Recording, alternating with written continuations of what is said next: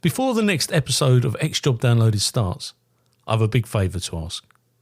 If you've enjoyed any of our episodes so far, please can you click on the follow button on your platform. I'm on Apple, Spotify, Google, Amazon and YouTube. It costs nothing to follow, but makes a real difference to me as a podcast producer. Thank you.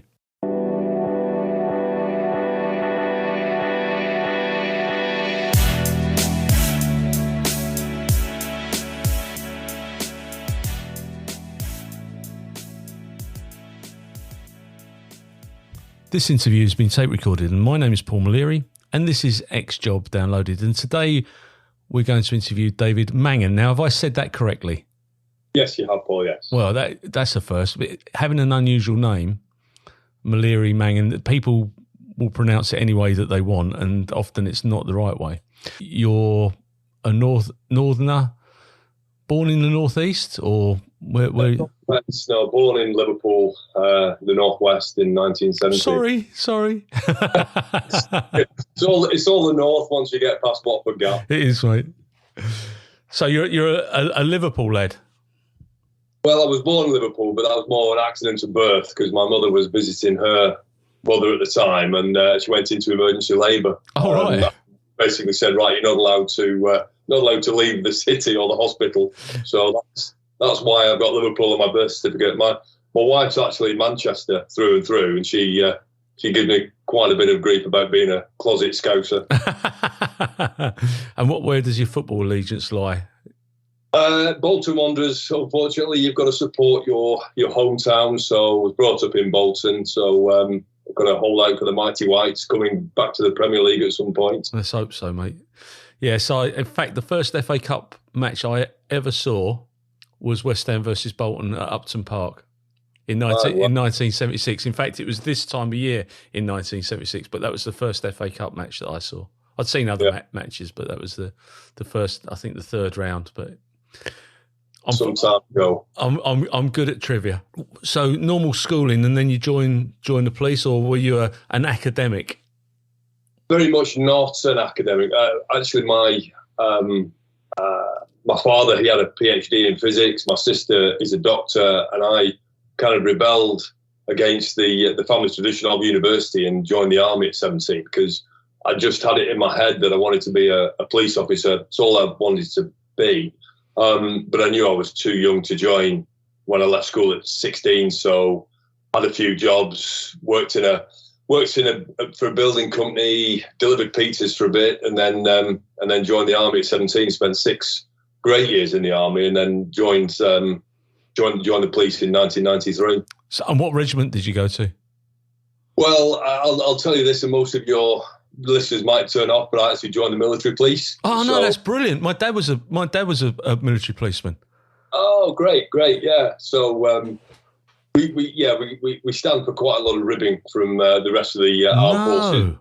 No, not at all. The MPs and get a bit of life experience, and I ended up my first 2 years as an MP fighting paratroopers in Aldershot, which was did you? Into That's one way of learning it. Did you ever serve in Colchester? Were you ever up this way?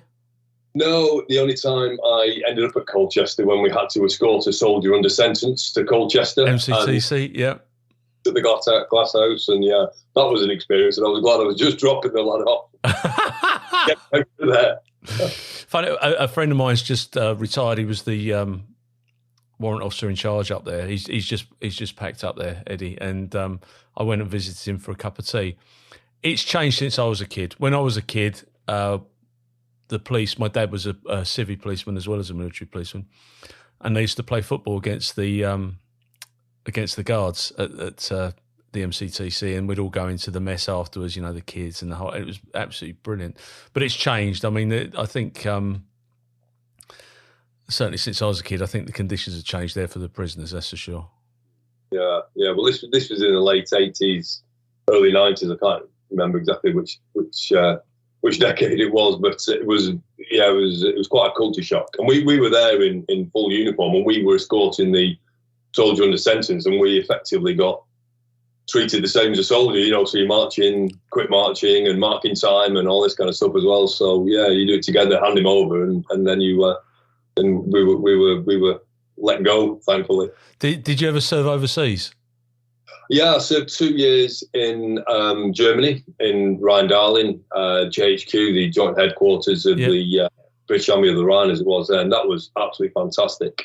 It was quite close to the Dutch border, and it was a big garrison, joint headquarters. There was a couple of nightclubs on there. There was loads of pubs, and it was a real nice environment to work. But what would happen is all the soldiers from the forward combat zone, so the ones who were closer to East Germany, would come to JHQ for the weekend and have a real party and a punch-up. So it was a great place to be an MP. Yeah. It was not busy, but we didn't have to go and dig trenches and play with tanks and things like that. So it was a great posting. Well, we lived in Munster. So my dad was based in Munster, and then we'd go to Enschede, which is in Holland, and there's a big campsite there and what have you. So yeah, it's interesting talking to people that have been involved in the military police. It is a different culture to the rest of the army. Very much. Yeah, very much. I mean, you are apart from the army. You do embed yourself with military units, but you're always seen as a bit of an outsider. So it's just something you have to get used to. But it was a great time, great 6 years, and it really set me up for civilian policing. And joking aside about fighting paratroopers in Aldershot in the late 80s, that really did give me a love for public order policing and the kind of excitement of it all, really. So it was a really good grounding. It's funny because I've got a mate, Dan Coombs, who's just gone to Police Scotland, and he was the Corps Sergeant Major and smashing fella. And I wonder, I haven't asked him, but when you join the Civvy Police, you're joining with a load of kids who haven't been away. A lot of them haven't been away from home. They haven't had to ball their shoes or press their uniform. I mean, we had to clean our shoes and press our stuff at home because my dad was, fastidious about it. And so was my mum, actually, come to that. But a lot of people go away for the first time when they join the police to a police training school, which they don't have anymore in the same way. And you're sitting there as a military policeman, you're getting your boots done in seconds, and they're taking a week to try and get it done. What was that like for you? I've got a funny story about that, actually. So my last couple of years of service were in Northern Ireland, and I joined the police and I left Northern Ireland on the Friday, and I was sitting in police college on the Monday, and 100% culture shock for myself and for my other recruit colleagues at the time. And there was one girl, Claire, who I'm friendly with now. She just left university, finished university, spent a year travelling, and you couldn't have had two complete paradox. Yeah, absolutely. So I was sitting there with sharp creases, bull shoes, sitting to attention on day one, and she was, more chilled and relaxed. And what's this all about on day one? And we had a team building run. It's one of these like an adventure trail, so you have a list of areas where you need to run to and find out what it says on such and such a plaque, or what this, what it says if you go here. And from a military point of view, the entire focus of that run was for me to win it and be fast and actually get some fitness in at the time. Yep. And Claire, her view was it's just a little bimble in the countryside, so it was a huge in attitude and objectives in relation to what that run was all about, because we were paired together. So we laugh about it now, but at the time it wasn't so fun when she was in tears because she wasn't running as fast as I thought she should be doing. So Claire's treating this as a bimble round around the field. I think I was that bimbler, to be fair. Yeah. So I was taken to one side and a bit of a debrief and told to sort of adjust my sort of military kind of outlook on life. But you know what? It stands you well, because actually to lead and guide people in later years, it is about competition. This is what frustrates me about life in general. You're not encouraged to be competitive, but we are competitive by nature. And, you know, I was always the fat bloke at the back, but it didn't stop me wanting to be competitive. Where did you go to? What police training college did you go to? I went to Bruges, the regional police college in the northwest. I actually joined Cumbria Police first, up in the Lake District. So I was there for 3 years before I transferred to Lancashire Police. But I think at the time it was 2 weeks in your force, just familiarisation, get your uniform sorted, have a look around, go and spend a bit of time at various stations. And then it was 10 weeks for your initial training at Bruges, then 5 weeks back in force in company, back to Bruges for 5 weeks, pass out to Bruges, 5 weeks for the tutoring, and if you're signed off fit for independent patrol, that's you after that. But the police training college, I absolutely loved it. You know, some people found it a real culture shock again, and this is, you know, we have to get up, we have to be in class, we have to go for runs in the morning, and I just absolutely loved it. It was, compared to the military, it was so much easier, and because I had a lot of police knowledge anyway from the military police, and I was pretty fit because I just left the army. I absolutely loved it. Loved my time at Bruges. It was great. Where did you do your military training? Chichester? Yeah, it was Chichester. It was Rousselon Barracks at Chichester. That's shut down now, and I think it's there's a centralised service police training centre. I've not seen it, not been there, but I know Chichester shut down. I'm on all the military police Facebook pages, and they show the new housing complex where we all used to train and everything. So I spent a good bit of time at Chai. My dad went to Chichester, and he was on the first section to come out after national service. And there's a guy, he's from Cumbria, called Ernie Watson. He's 80. I'm going to do a podcast with him, and they joined together. And they're still muckers now, and it's part of the family, isn't it? You're the nice thing about it is you can drop in and out of it as well, because people that you haven't seen since your army days, you can walk into a pub and it's almost like you saw them yesterday. Yeah. And people don't understand that unless you've been involved in the police or the military. You people don't understand it. No, you pick up a conversation that you ended 10 years ago, and you just pick up and carry on again. And people recognise that we're all busy and we all get on with our lives, everything. But when you do come back together, you've always got that commonality and that bond. And it's the same in the police as well. Yeah. You've always got that commonality and that bond and those shared experiences. Yeah, I think it has changed even in the short time since we've retired. But I hope that it goes full circle and we get back to some semblance of order where we were. And you did the public order stuff, which we'll come on to. And you have to work as a team. Because if you don't work as a team when you're doing your public order, you might not like the person that's standing behind you, but actually if they're not standing beside you and helping you out, you're in some dire trouble. So you did your 3 years at Cumbria. Where were you stationed when you first went there? It was at Carlisle, so I wanted to go to the busiest place in Cumbria, and everything's Cumbria is all daffodils, Wordsworth, and fell walking, and there's some tough towns in Cumbria. Tough people, yeah, definitely. Carlisle, Workington, Whitehaven, Barrow-in-Furness. A lot of unemployment, a lot of tough people, a lot of people who that they're quite happy to have a scrap with the police on a Friday and Saturday night. So it was a great place to work. Yeah, I really enjoyed it at Carlisle. Still got some really good friends up in Cumbria Police, but I love it up there.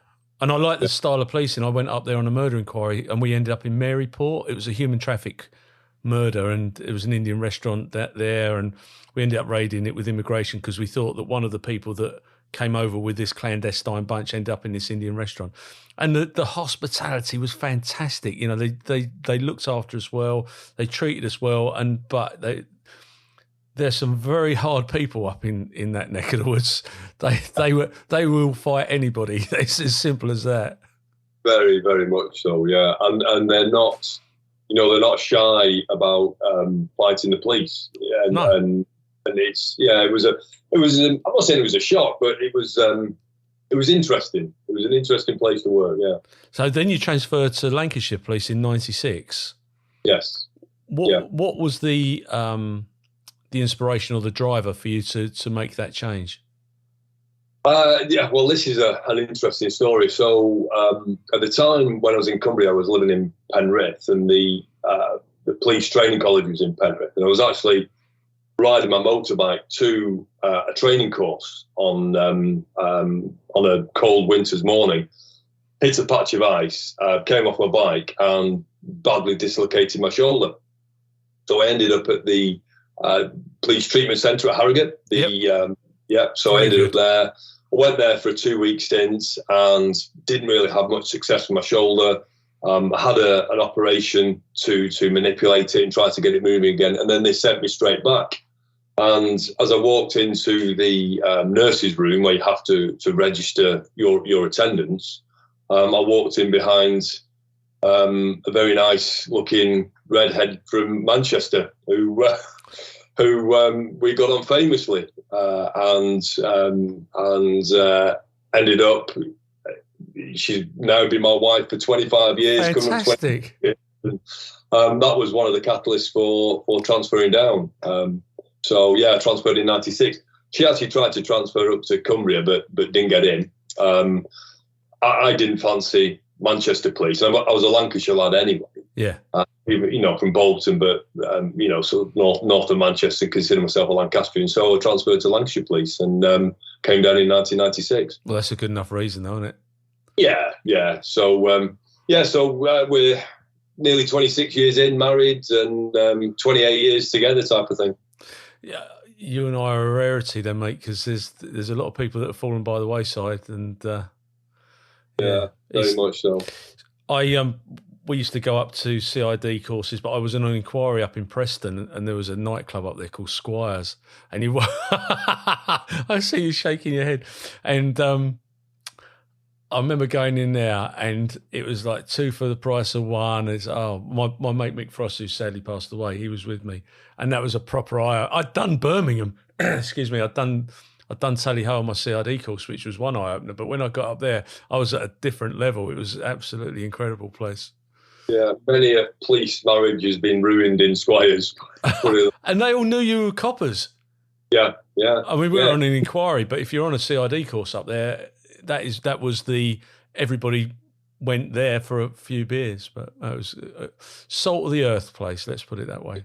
Yeah, it was great, Squires. I'm not sure it's still open now, but it was at the time when all courses were residential, and residential courses in Preston.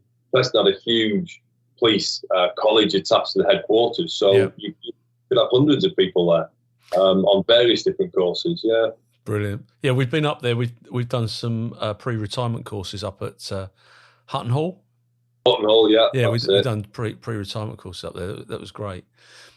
So you're in Lancashire now. What did you go on or into when you were in Lancashire? Did you go straight into beat duties on a shift there, or did you go into your public order role?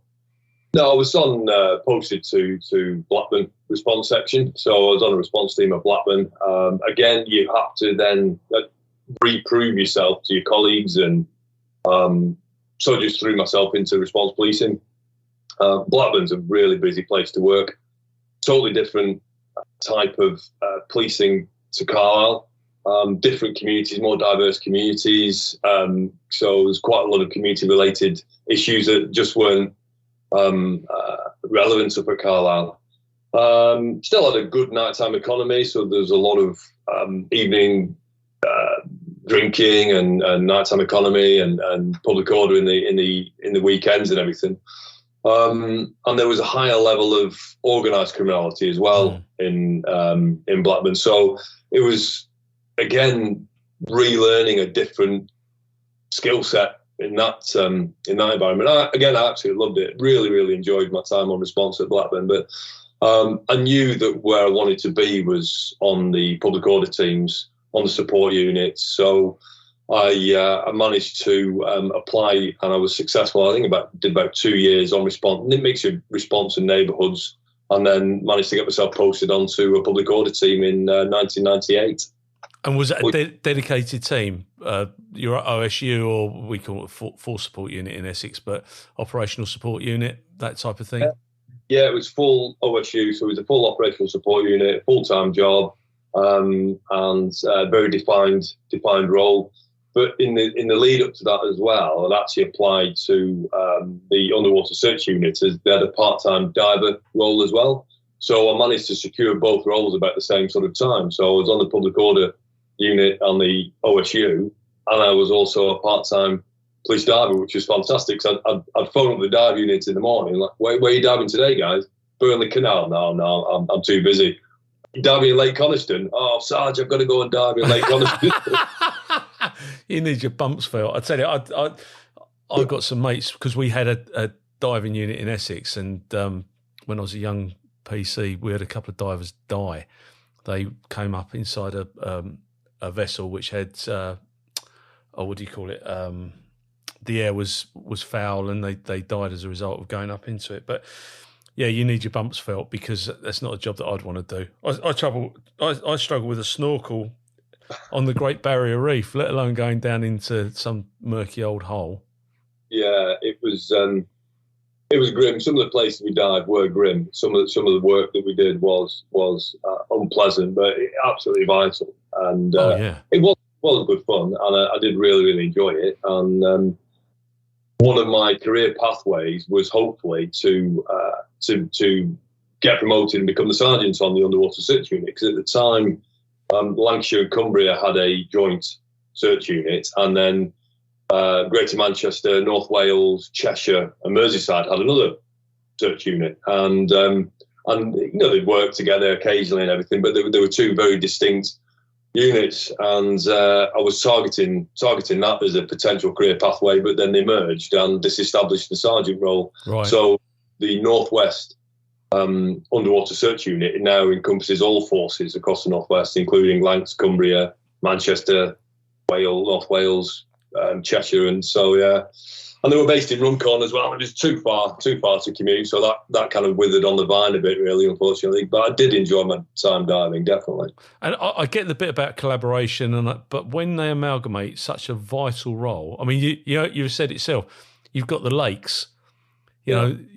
You've got to have a team that can deal with everything that's waterborne across, every county should have that sort of team. But I do get it as well, because it's about costings.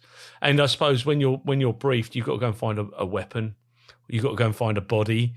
I mean, that's quite unnerving, isn't it? I mean, I'm a bit of a body's not going to hurt me. Not unless there's a live wire touching it and I'm picking it up, But that's not going to hurt me. But when you actually can't see your hand in front of your face and you're looking for a body, that's quite an unnerving.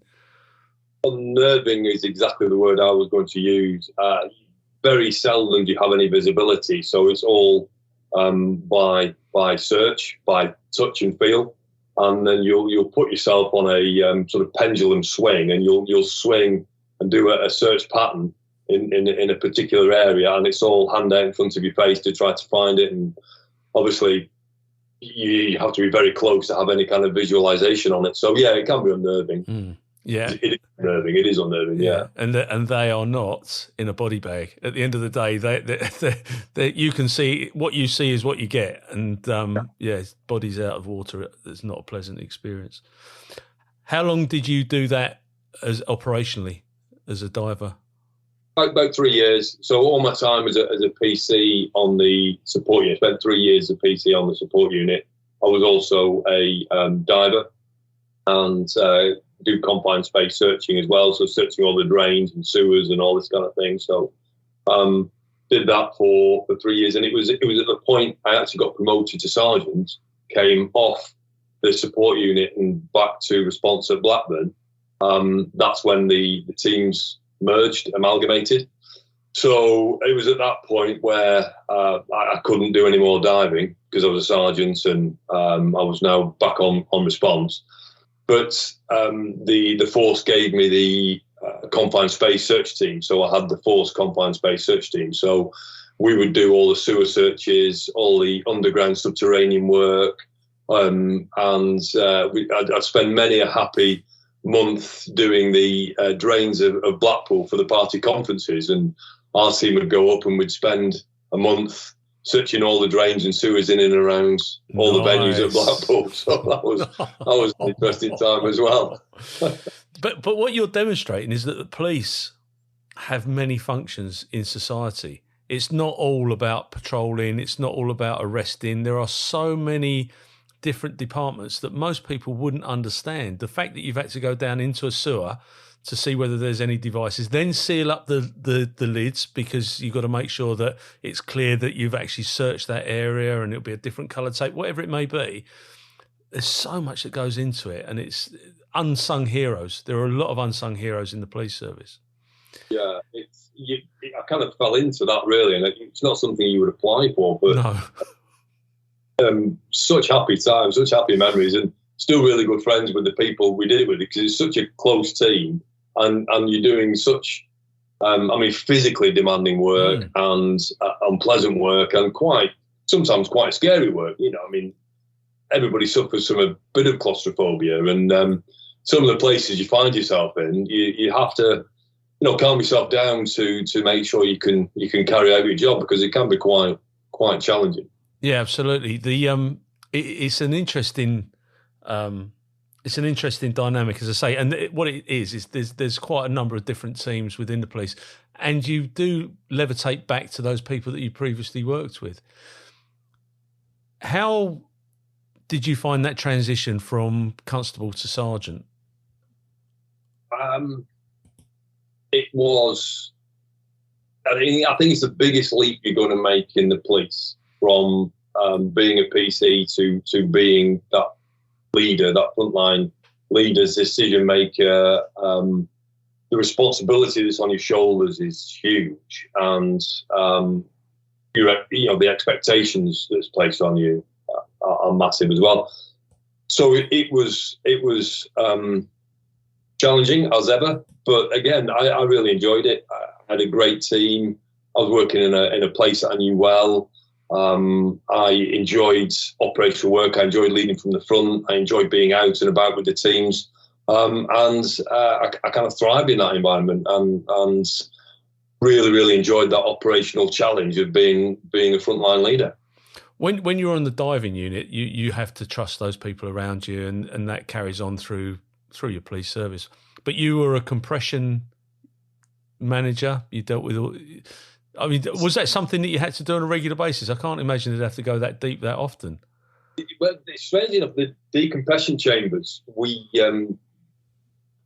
used to take on civilian casualties. So it was the days before mobile phones, and all the dive unit had a pager. And if there was somebody who needed recompression therapy, so for example, if a diver had come up and they got the bends, and they needed to be taken back down to a certain depth and then brought back up slowly, we do that. But the main people that we would treat would be people who had tried to commit suicide using carbon monoxide poison. Oh, really? Yeah, because it's the decompression oxygen therapy.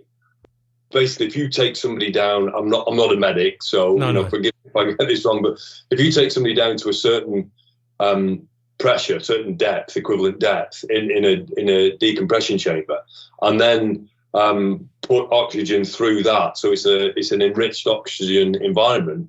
Effectively, the oxygen knocks the carbon monoxide molecules off the blood, because the carbon monoxide prevents the oxygen being transported around the blood, and that's what kills somebody. So you'd take somebody to a certain pressure, flood them with oxygen, and then that would knock the carbon monoxide off, and then they would recover.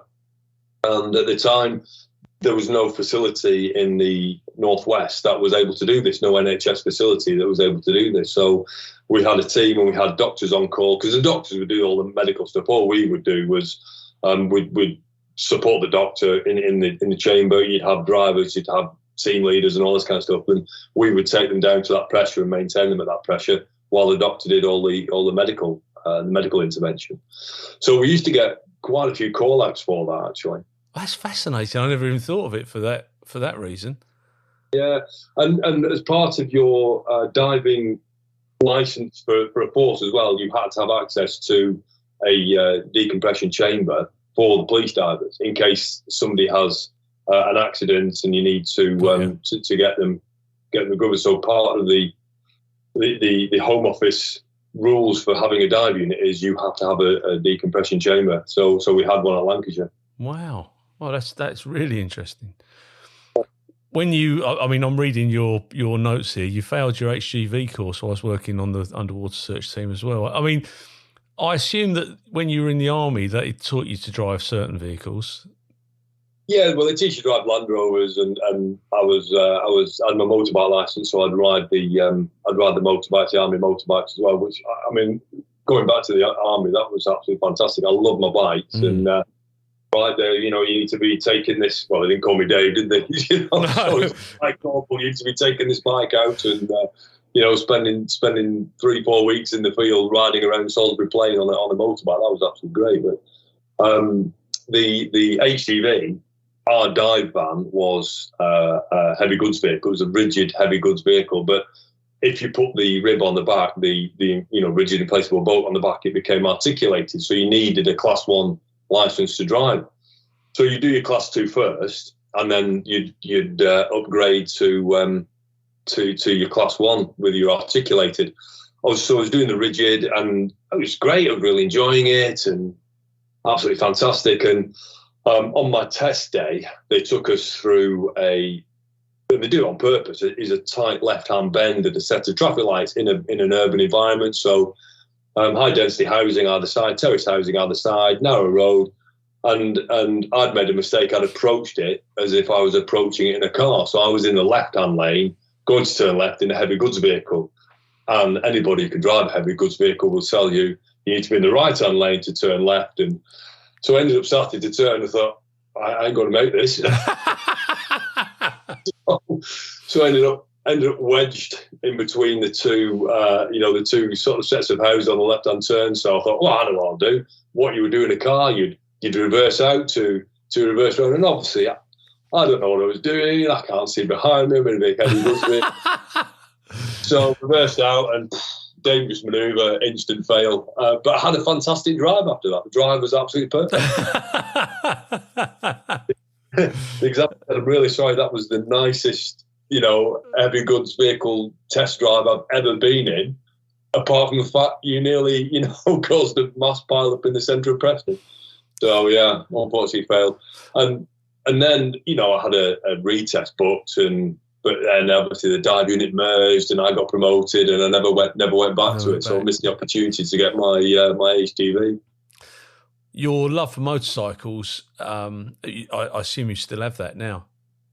Yes, I still feel love bikes. Yeah, I mean, the reason I contacted you is I picked up on something that you put on social media about a tragic incident that you were involved in.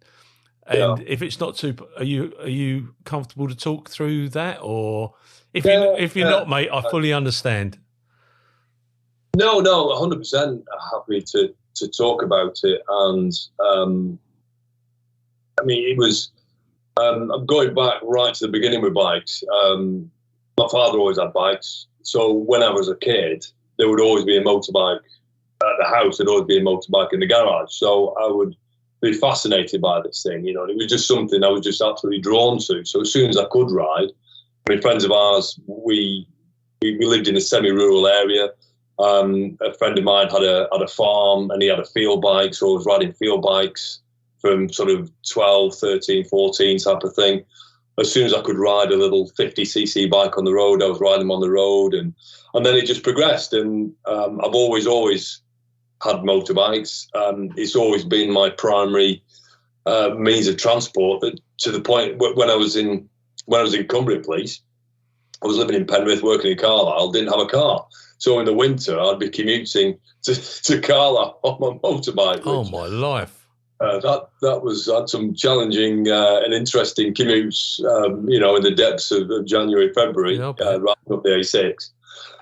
But yeah, I loved it. And I met my wife through I came off a motorbike and ended up at the police convalescent home. And so it was always something I did. I mean, they're good fun and they were great for commuting as well, because I've never been to a police station where you couldn't fire your motorbike in the backyard and walk straight into the locker room when all my friends would be parking the cars in various dodgy places in and around the town, and then walking in.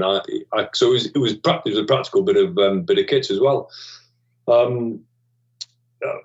Do tours on my bike, so toured all around Europe on the bike.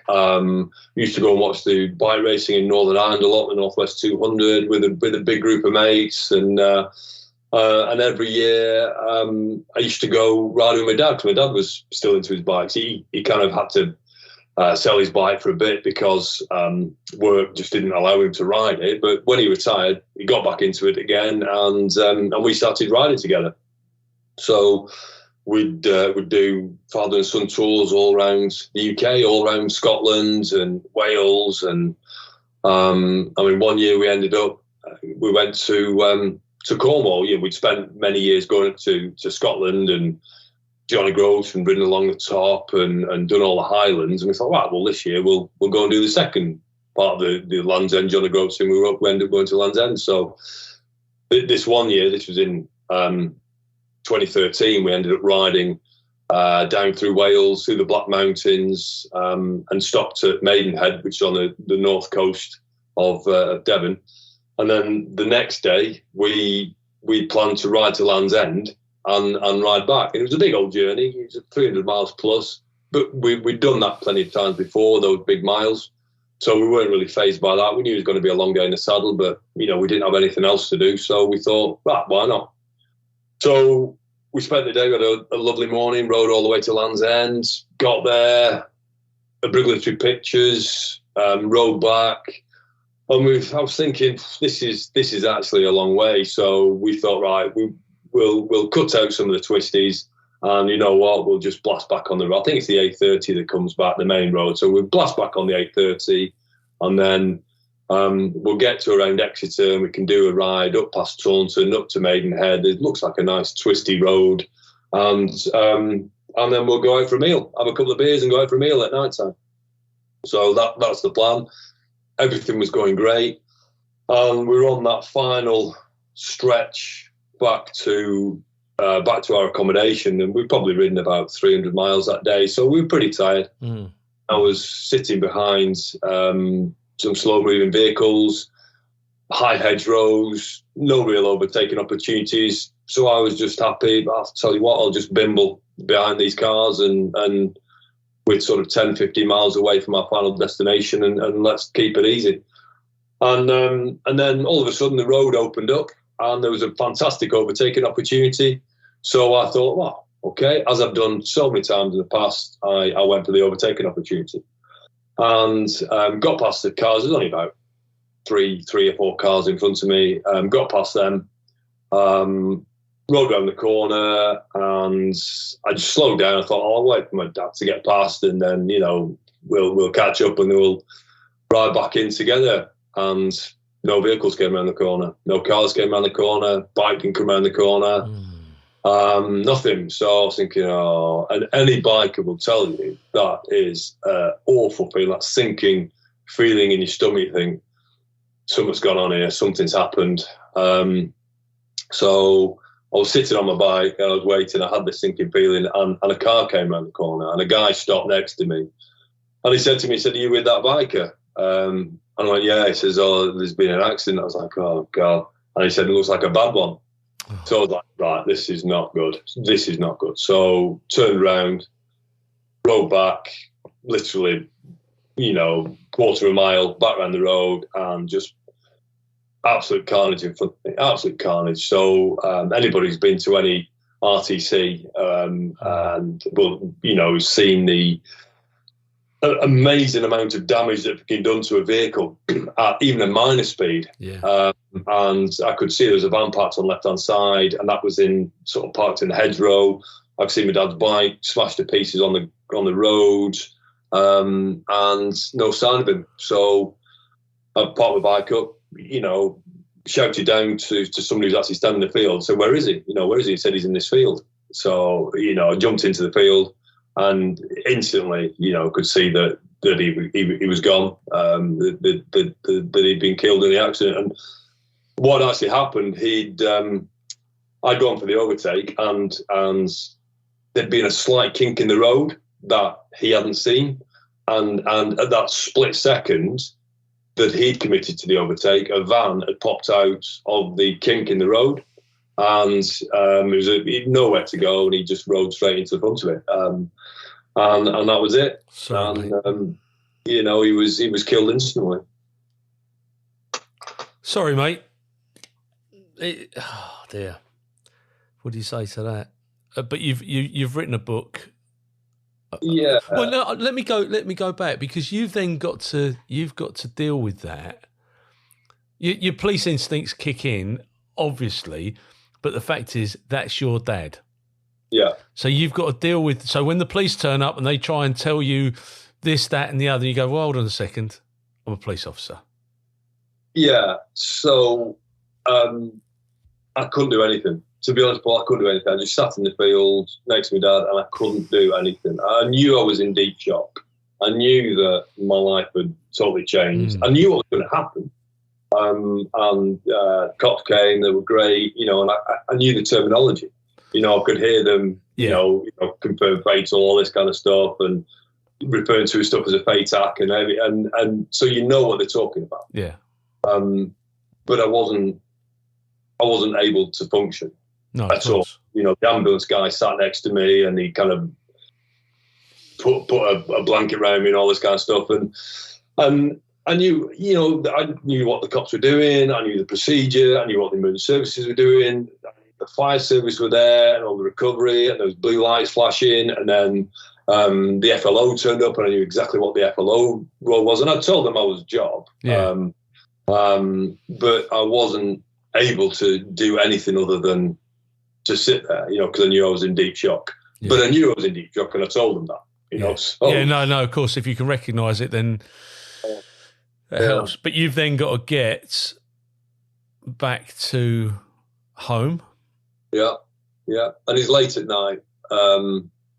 So the FLO, Michelle, who she's from Avon Somerset Police. I'm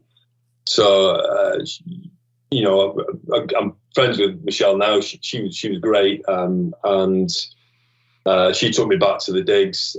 I couldn't ride my bike that night. I was absolutely exhausted. I was emotionally, physically drained. Oh, so yeah, I then had to spend a very unpleasant night in that B&B next to all my father's stuff. And I was being stubborn. I'll ride my bike back the next day. It'll be fine. I'll get on my bike. I'll ride, and then.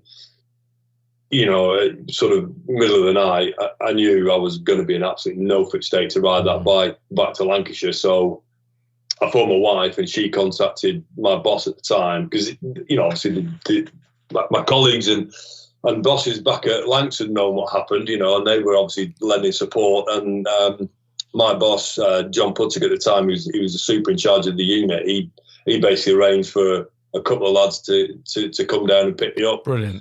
So a couple of lads from the team drove down all the way. I left my motorbike at the police station at Maidenhead, and they just gave me a lift home. That was absolute godsend, because there's no way I would have been able to ride back at all that day. Yeah, I'm sorry, mate. It's awful. But you've written a book called The Last Ride, and it's about your love of motorcycles and what we've just discussed. Yeah. Do you still ride bikes now? Yeah, 100%. I came back, and I was very much, that's it, I'll never ride again. I phoned up the bike shop. I bought loads of bikes from this bike shop. I said, I want you to buy me bike back. They'd know what happened. They'd sold bikes to me, bikes to my dad. They were gutted as well. They said, look, Dave, we're not going to buy your bike off you, type of thing. Just I just have a think about it, type of thing, and see where you're going to go. And then over time, at the time, I was actually an inspector on the technical operations department, and even though I've never really served on traffic, I was in charge of the traffic unit. So they were part of my team, and I used to, help with all the accident reduction stuff, and I don't know how to investigate a fatal, but I'd support my officers who were investigating fatals, all this kind of stuff as well. So I was in and amongst all that kind of world, and I thought, well, I needed to, if I can't, as a police inspector in charge of a traffic unit, try to make some good out of this, then, I'm not really worth my salt as a police officer, as a senior police officer. So that's when the last ride initiative kind of came into my mind, and I ended up making a video for Lancashire Police called The Last Ride, Mike's Last Ride. That's on YouTube still now. And I think Lancashire Police, even though I'm retired, they still use it occasionally for their motorcycle casualty reduction campaign. I ended up getting in touch with the motorcycle press and say, look, this has happened. I'm trying to highlight the dangers of riding while tired, because I think it was a mistake my dad made when he was tired, and I made the mistake, when I was tired, all this kind of thing. So we want to highlight the dangers of riding when tired. So how do you guys fancy riding one of our police bikes? So we ended up taking a motorcycle journalist round and took him out on a big RT. BMW RT police bike. Yeah, he had an absolute great day. And there is, if you search some pictures on the internet, there are some internets of that motorcycle journalist doing a wheelie on the police bike. Really? Police bike wheelie or something like that. There's a picture of him. He rode over a bridge and he was doing wheelies. And I said, hey. Enough of that. But him and his mate managed to get a couple of shots. So if you do Google that was an interesting, and that was Superbike magazine. The article again is still online. Superbike magazine. I'll be putting all the links for everything that we've discussed into this podcast. That's it. Yeah. So that was a good day, and then I did the Mike's Last Rides film, which basically, as I'm talking about the accident now, we got a production company in to film that. And talk about that, and talk about my experiences, and talk about what we think the issue was. I got my mother as well, very bravely, because she was actually heartbroken. She's still here, and we're sort of nearly 10 years down the line. She came and gave her view to sort of bring that kind of family realism into it as well. And Michelle, the FLO, came up as well, which is great. So we had the FLO's input, but that's still online now. And then I wrote the book to complement it all, just because it was a way of getting it down on paper, really, and to try to show that I love bikes, and I still love bikes, and bikes are fun. They're fun things to ride, but you've got to be careful. You've got to respect them. You've got to, ride defensively. And you asked earlier on, Paul, about do I still ride? I do. I ride a much more sensible bike now. I had at the time, it was a bike called the Suzuki Hayabusa, which is one of the fastest production bikes you can get. And, it was a hyper tourer type thing. It would do 186 miles an hour if you let it.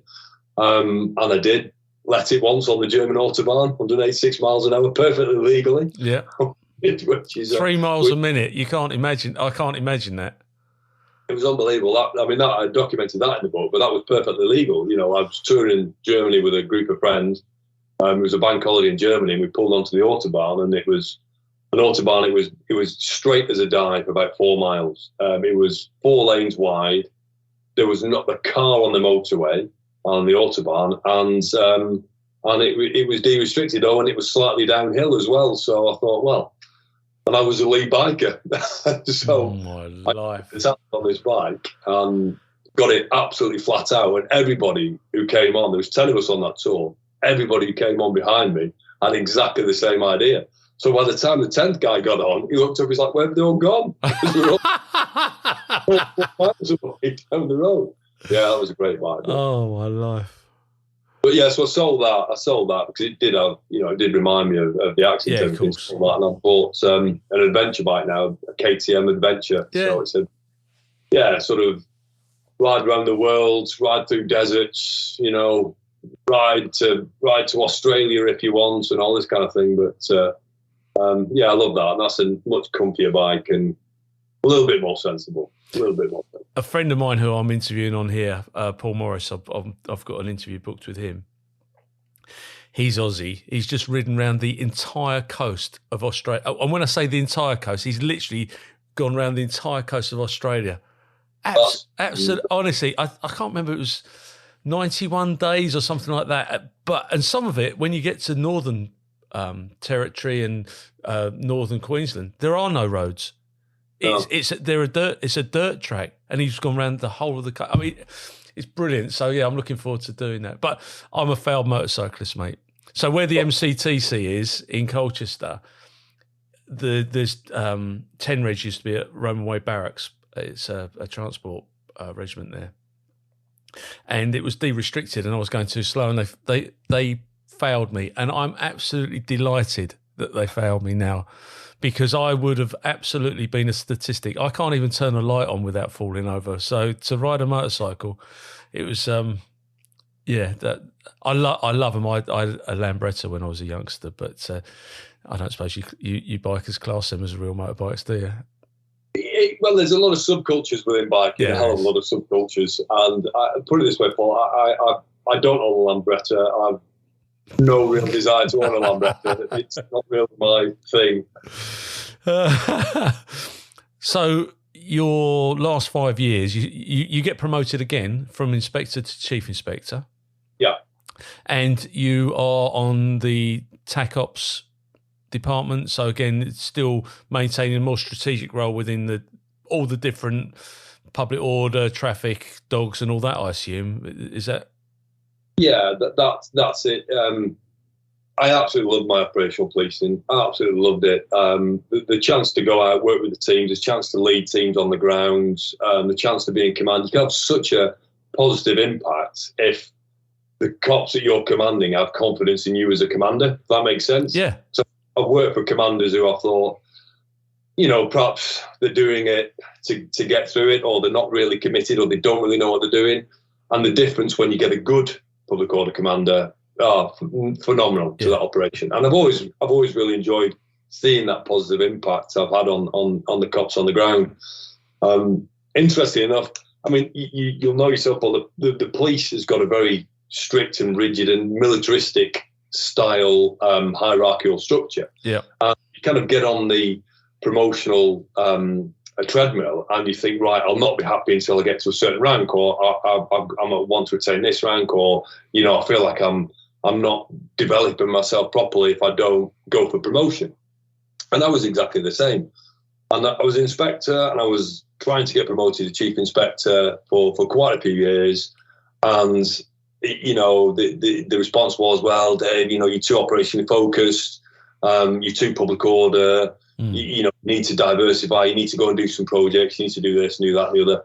So I thought, all right, okay, well, if that's what I need to do, that's what I need to do. So I went and did a few projects, and I absolutely hated it.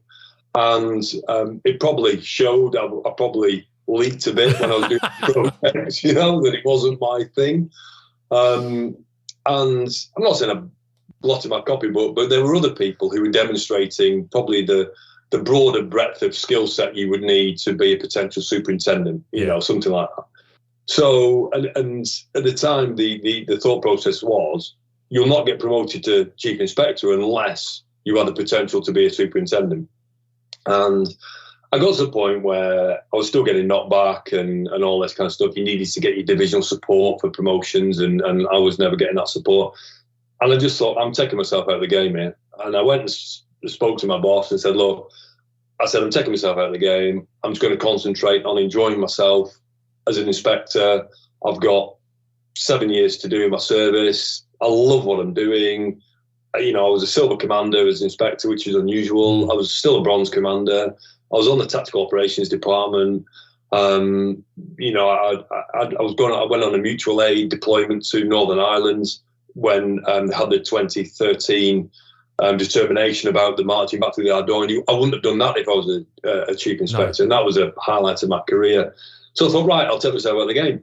And 5 years to go, there was a vacancy came up as on the Force Silver Cadre rota, and I was asked if I would like to apply to do it.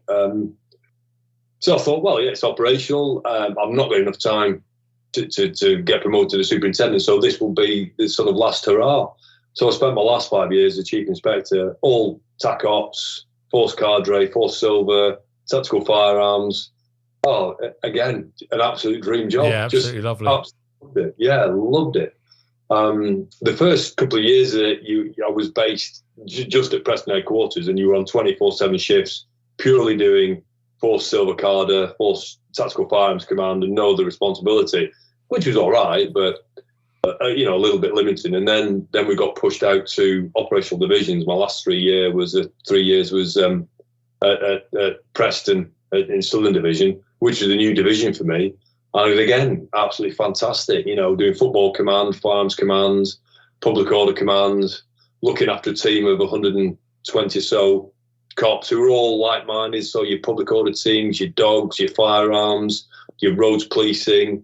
Oh, it was great. Absolutely great. Loved it. And it's boys' own stuff. I know that's not politically correct, but it is boys' own stuff because you've got all the toys to play with, the resources, and people seem to forget that if there's a battle, we've got people to go to war with. We've got a good team, and it doesn't matter what any criminality want to do. It doesn't matter because our team, the police team, is bigger than theirs. Yeah, and you had people who were committed to this role. They prided themselves on being professional tactical operations members of staff, and in some people's view, that wasn't, that was a bit of a dead end career. But for the people who are tactical operations through and through, again, it was a great team to work with inside the police. We had a really highly rated team, and I absolutely loved my time. And rate some of those police officers as some of the finest cops in the country. How did you make that transition? Because you come to the conclusion of your service, 2019. How did you prepare yourself to make that transition? Because as a chief inspector, you're quite marketable.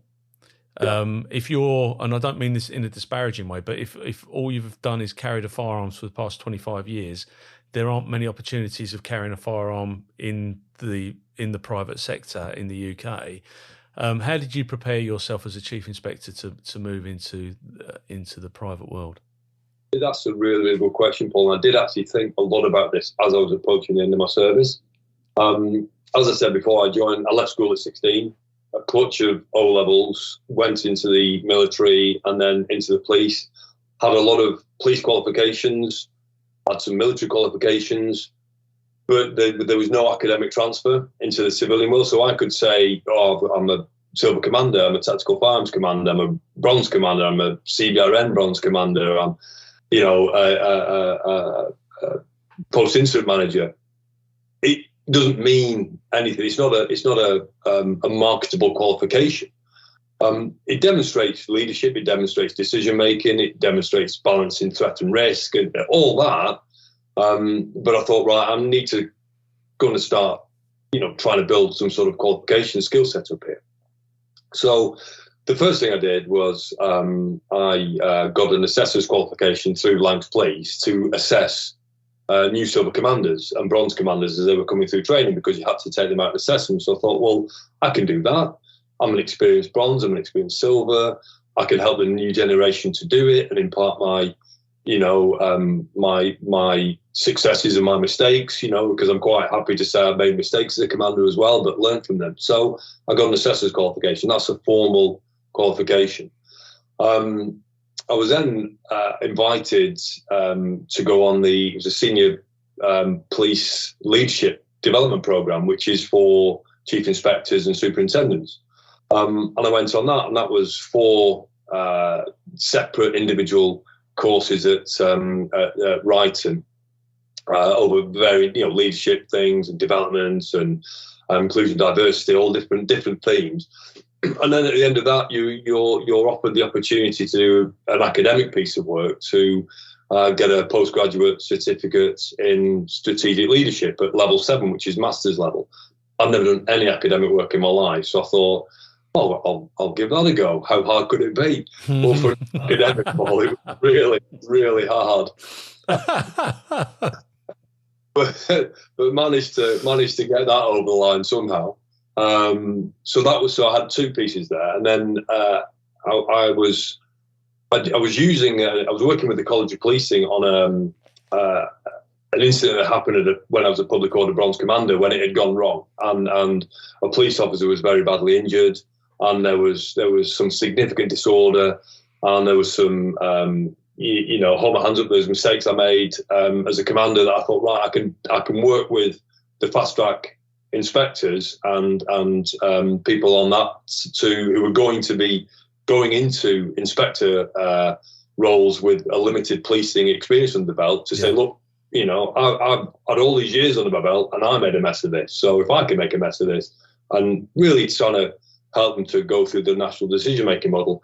And as a result of that, I was offered to do a award in education and training, which is a training qualification through the College of Policing. So I thought, right, I've got a few good qualifications here that makes me that little bit more marketable. And they weren't a massive effort to get, but they did take a bit more of, my time to get these, a bit more of effort. But I had 3 qualifications there. And I was thinking, what was I going to do? I was 49 when I finished in the police. And I was ready for a change. I'd been in the military and police service for 32 years. I thought, I want to, I've got the backup of my police pension. So I've got the ability to go and take a risk and see what it's like out in the civilian sector. And one of the things I always thought I would want to do was be a football safety officer. You work very closely with safety officers on football duties. I know a lot of them very well. Quite a few of them are ex-cops in and around Lancashire, and they're all good people. And we work together in a partnership role to deliver safe football matches. So I thought, well, that would be a natural thing for me to do. So I was looking at a way to get, it's the level 4 in spectator safety. So that was something. I made a few inquiries about potentially doing it while I was still in service, and I just thought it would be too much, and I would have limited opportunities to do it. And so I thought, well, I'll wait. It's something I'll target when I finish. I did have a bit of luck because a friend of mine works for the EFL, and he asked me to do a piece of consultation work for him on antisocial behaviour within football stadia. It was, a report I did, interviewed a few safety officers, wrote a report for the EFL, and presented it with a view to, hopefully that would pick up a bit of traction and turn into a bit more work. While I was doing that, there was an incident at Sheffield Wednesday Football Club at Hillsborough where there was quite significant disorder at the Steel City derby between Sheffield United and Sheffield Wednesday on egress at Leppings Lane. Right. And there'd been a report commissioned by South Yorkshire Police in relation to an academic report by a crowds dynamic specialist in relation to, the setup and the layout of the Leppings Lane end, egress of fans. Is it safe? Is it not safe? And the upshot was, as a result of that, there was a prohibition notice put on Sheffield Wednesday Football Club, which meant they had to reduce the numbers of tickets they sold in one of the stands because they couldn't allow home fans to egress in the same area as the away fans. So I was asked to go over there and just have a look at the policing operation. So I went over and had a look at the policing operation. The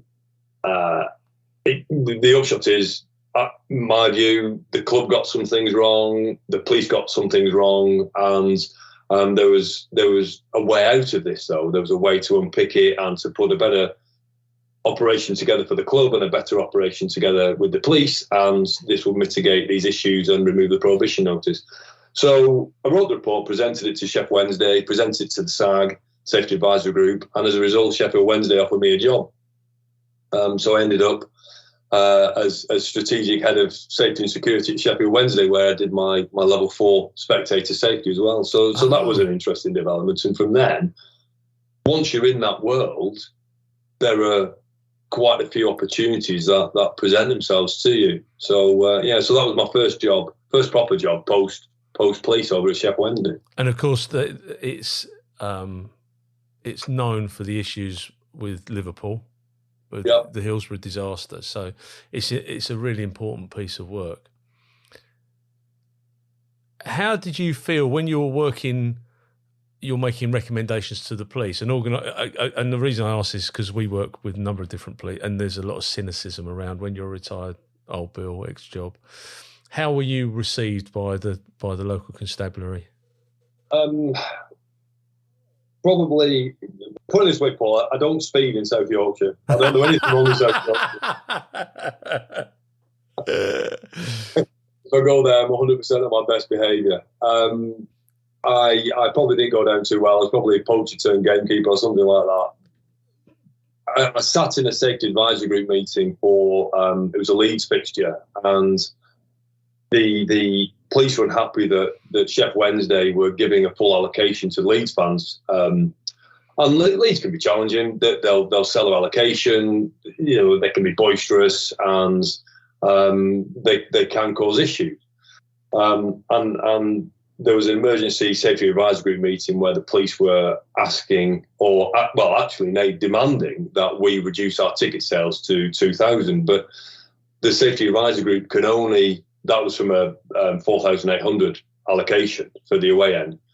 The safety advisory group can only put restrictions on the ticket sales if the police can prove that it's an unsafe operation physically on the footprint of the stadium, regardless of the issues it would cause in the town centre, city centre, or on the transport network or anything. And I kind of knew this because I'd had the same conversation when I was a police officer with a SAG about a match when I was serving in Lancashire. So I knew I knew the legislation, and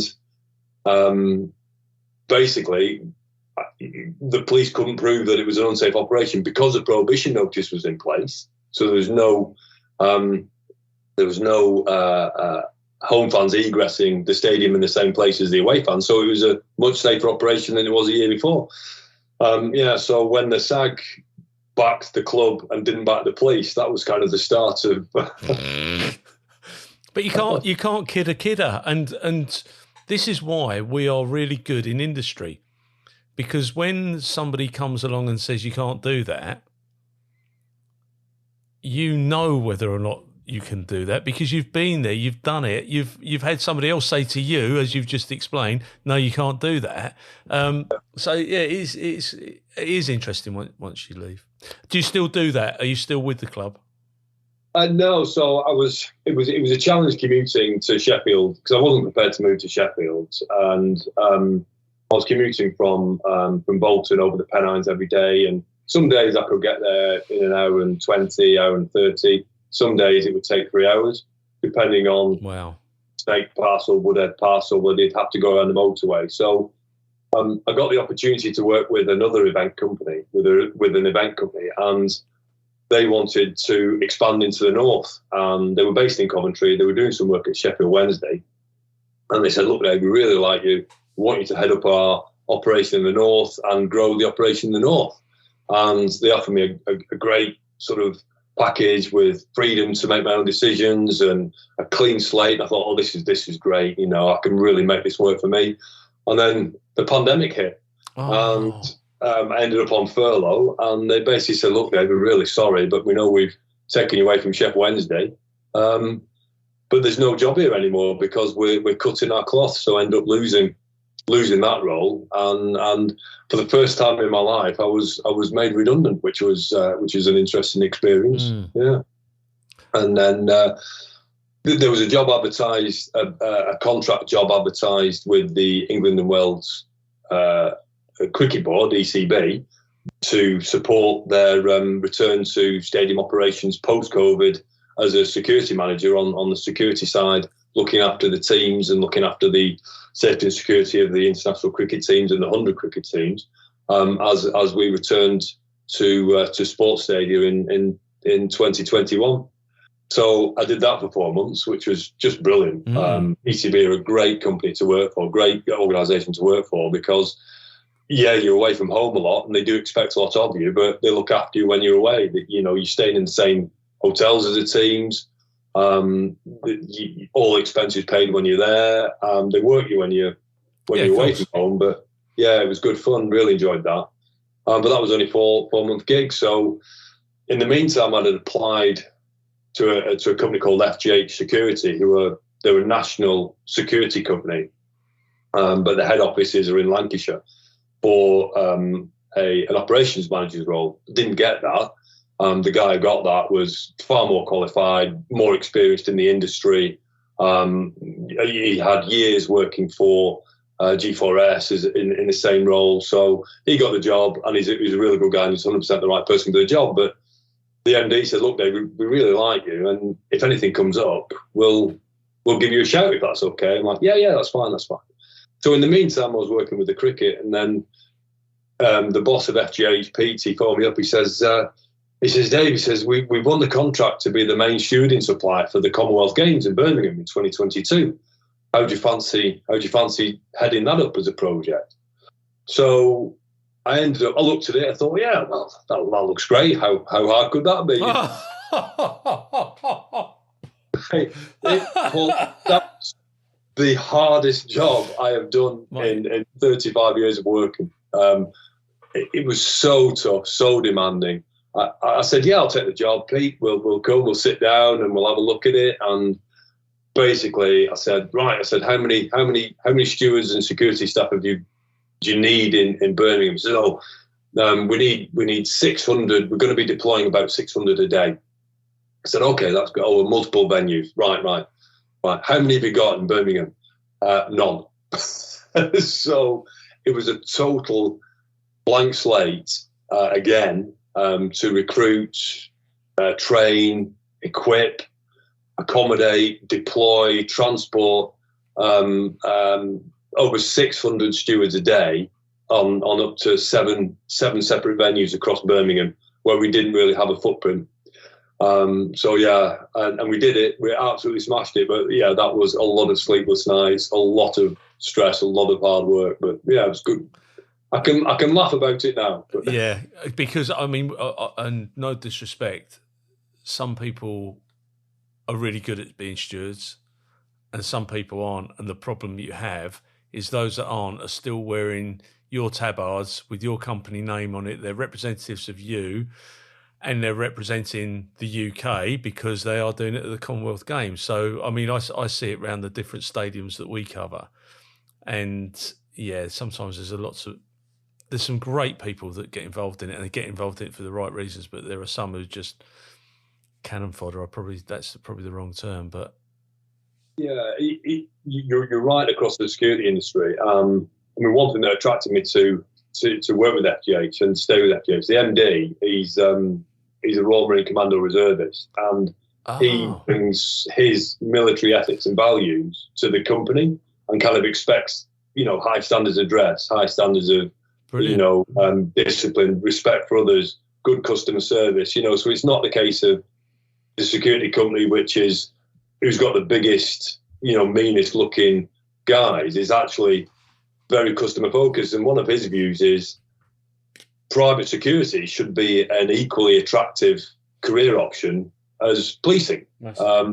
Make an organisation that can have those kind of values and ethics that would attract the right sort of people. So when you set off with those as part of your parameters for recruitment, our recruitment team spent a lot of time in Birmingham to try to weed out the individuals that you refer to, the ones, the cannon fodder, the jacket fillers, the people who you just do not want representing your company. Well, maybe we can get him on here and we'll do a podcast with him, because this covers police and military aspects. So yeah, he'd absolutely love that. He's done a few podcasts, and again, he's very keen to raise a positive profile of the private security industry, because it does have a bad reputation. SIA, door staff, thuggish behaviour, poor stewarding. Everything that the company does tries to present a positive image of security, private security and stewarding. Not having that image, and being well turned out and having good customer focus and being able to speak to people and use your communication skills as a way of talking people down rather than becoming physical and all that. Well, hopefully. But I'm sure he'd love to come on. I'll mention it to you. Yeah, lovely. That would be brilliant. You travelled with FGH. You've got your level 5 crowd managers qualification now, SIA licence, but you went out to Australia. Yeah, that was a great experience. FGH is part of an organisation called Major Events International, the MEI, and Major Events International, what they try to do is bring shared learning from event organisers across the globe. So the head offices are in Switzerland, they've got offices in London, and they work with all sorts of international event companies, security companies, who are all trying to do the same thing across the planet. And Victoria, the state of Victoria, has got the 2026 Commonwealth Games. And an email popped up from MEI that said, oh, we've got this conference in Australia. Part of it is going to be the handover to Victoria 2026. And would FGH like to come over and deliver some shared learning? So I mentioned it to Pete, the boss, said, how do you fancy this, Pete? And he's like, oh, yeah, that seems like a really good opportunity. Happy days. Absolutely, yeah. So we flew out to Melbourne. The initial part was in Melbourne, and the conference with the MEI, because that's the state of Victoria, that's where it was. So we had a really good conference there. But before we went out, Pete said, oh, there's a colleague of mine up in Sydney who's got a security company who we've worked with in the past.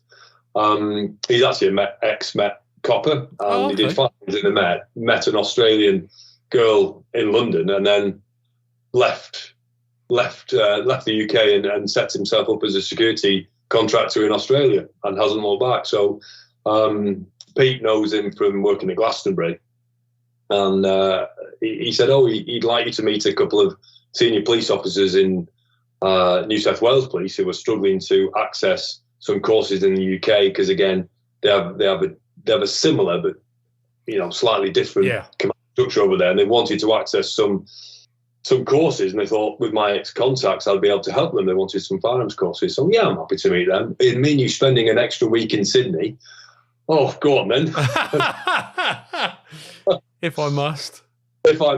So yeah, Pete flew back from Melbourne, I flew up to Sydney and met with the New South Wales Cops, really nice guys. Put them in touch with some of my contacts in the firearms command world. And then they said, oh, Jim Fiddler, he says he's arranged for you to go and meet the operations manager at the Sydney Olympic Arena. So I went to meet her. She was a great person, and they invited me to watch the rugby league grand final at the Sydney Olympic Arena. So I had an absolutely great time over there. And I take it you're a fan of rugby league. I like all sports really. I wouldn't say I follow rugby league too much. It was just a great opportunity to go, because over there rugby league is massive. Oh, huge, immense, absolutely huge. Yeah. So this stadium's like 85,000 seater. The Olympic Stadium for the 2000 Sydney Olympics. They have a big band on. They had dancers. They had fireworks. It was a great show. Yeah, a really good show. Yeah. They're nuts. But our son lives in North Queensland, and they're absolutely nuts about it. Rugby league, more than Union where he lives. But so what now? What are you going to do now? Now that you're at this point in your life, you're still a young man, but what's happening now? Right. So. I'm staying with FGH at the moment. Great company to work with. Really like the team I'm working with. And after the Commonwealth Games, again that was a contract. So I delivered the Commonwealth Games, and Pete offered me a part-time contract. Said, look, I'll offer you a part-time gig. Stay with us. You can help out in operations, help out on some project delivery, oversee some. Some key piece of work.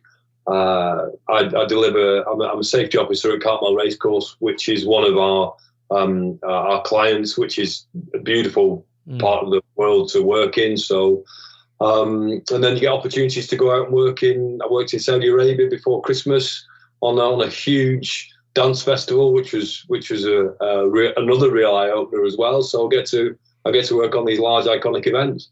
We send over about 400 staff to Glastonbury Festival, so I'll go and work on that this year as well. And I'm looking forward to a busy summer of festivals, security, supporting the operations. We've got the Eurovision Song Contest in Liverpool, so we're overseeing that. So that will be an eye opener.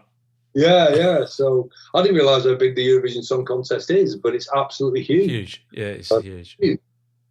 So we're doing the security for some venues in Liverpool there as well in May.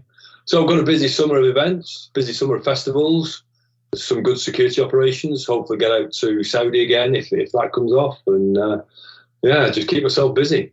Brilliant. Well, before I end this interview, I'm going to ask you, have you got anything you'd like to add, alter, correct? It's been an absolute pleasure talking to you, mate, and thank you for sharing your story about your dad.